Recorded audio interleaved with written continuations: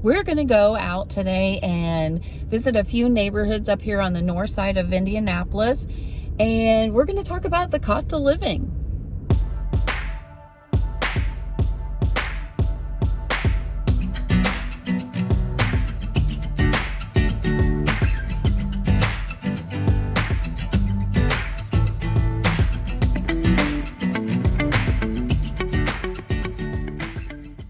Hi, this is Angela Sherrill with Own It Realty, and if you like what you see here, hit that subscribe button and also click that bell so you can be notified every time we have something new coming out.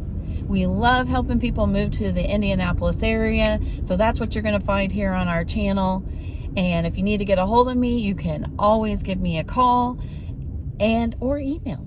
All right, let's get into it. We're up here and we want to talk about the cost of living here in Indianapolis. So Indianapolis, if you're buying a home, the medium price for a home is $179,000 to $180,000.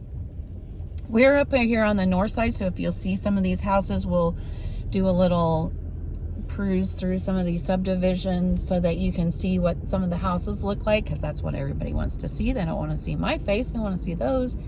But up in this area, which is Westfield, Indiana, which is north of Indianapolis, so in Hamilton County, we are looking at probably in Westfield, $330,000 for their medium home price up here.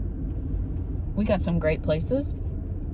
They have lots of new builds just due to the fact that Westfield was an older town, a tiny little town, and it's just blown up because of all the construction in Carmel and Noblesville and Fishers, and it's just pushed all out into here, and so it's very family friendly up here in Westfield. But we just want to talk about the general cost of living.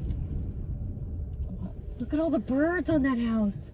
Dang, what's going on there? I have no idea. What the heck? And look, no houses have birds. They're all over there having a little gospel meeting or something. So the cost of living, let's talk about property taxes in the state of Indiana. So the state of Indiana, they have passed the law that the property taxes, those birds are cracking me up. So the property taxes are a 1% of the assessed value of your property. So if you have an assessed value of $300,000, you are at $3,000 unless there's some special taxes for like schools or a new highway or some kind of development in your town. Then it'll be for only a specific amount of time that you would have that special tax on top of your 1% property taxes. Generally it's schools if they're expanding or something like that.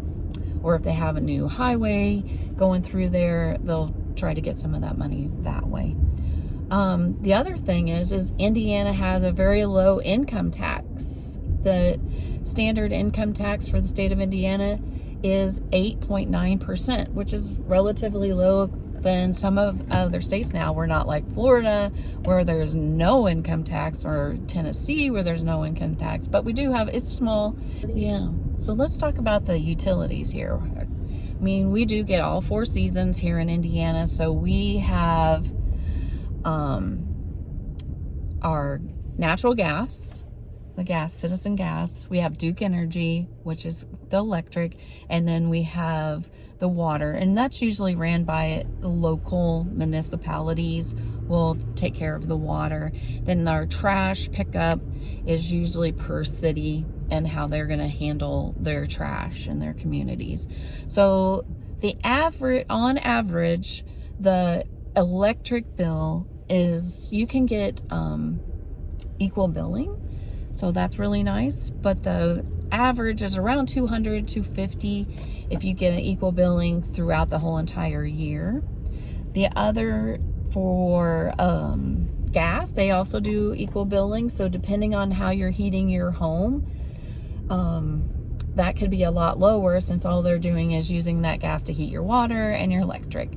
So if you're just using the gas, that bill is going to be around $150, $160 if you're on equal billing, and then your electric would be in the hundreds then. So then you still have that equal about $250 to $260. The water bills, just depending on if you're a big waterer over the summer, would be around about $60 to $70 a month. And then you have your trash pickup, which is about $30, and that actually takes into consideration your sewage bills. So if you're on the city sewers here, or if you're on a well and septic, obviously you don't have a bill, but out here, most of us are on city sewers, as long as you're not out in the country, and that's going to run you about $35 to $40 a month for those. Let's talk about just commuting, because one of the biggest things here in Indiana is you're going to have to get in your car and you're going to have to drive pretty much everywhere. We do have a couple of bus lines, Indigo, the Red Line, there's taxis and Uber and Lyft, but most of the time, if you live here in Indiana, you're going to need to have a vehicle. And so let's talk about the gas here. Right now, locally, we're in January 2022, and gas here right now, it's costing about $3.30 a gallon to $3.50, depending on where you are. So if you're in downtown Indianapolis, then it's a little bit cheaper. If you get out into the suburbs, they kind of hike it up a little bit. If you're on the south side, for some reason, they get it at a discount. They might be 20 cents lower if you're down in the Greenwood area. But up here on the north side where I live, it's running around $3.30, $3.40. Now the grocery stores, I think if you go anywhere across the nation, prices are pretty level. Like when I go to Alabama for a holiday, or Florida, that's where all the people from Indiana go. Just by the way, we all head south on spring break. Food. So when I go shopping down in other states, I don't see a big difference in the food prices. Really, a loaf of bread is the cost of a loaf of bread. Really, where you see it, I think, is like the meat products. Meat? And like milk and like eggs. Well, because we have local meat and we have local farmers with their chickens. So we have Tyson. We have a lot of Tyson chicken processed here in Indiana. Purdue is processed here. So those are some of the big chicken farms, and that keeps our chicken, poultry a lot lower here. And we do have a lot of dairy farms here in Indiana, and we do have a lot of cattle, so it keeps our meat prices relatively low. I'm thinking like a pound of hamburger right now is what, $5? Yeah, so close to that. I mean, yeah. Looking at gasoline, and we're talking about it, and it's $3.24 right here at the little gas station here in Westfield. So if you're thinking that you're going to go out to dinner now that COVID's kind of released us a little bit, and for a family of 4, depending on if you're going to a chain restaurant or if you're going to more of a local mom and pop shop, you can stay in between $30 to $50 for a family of 4 to go out. And it just depends on your family and what they like.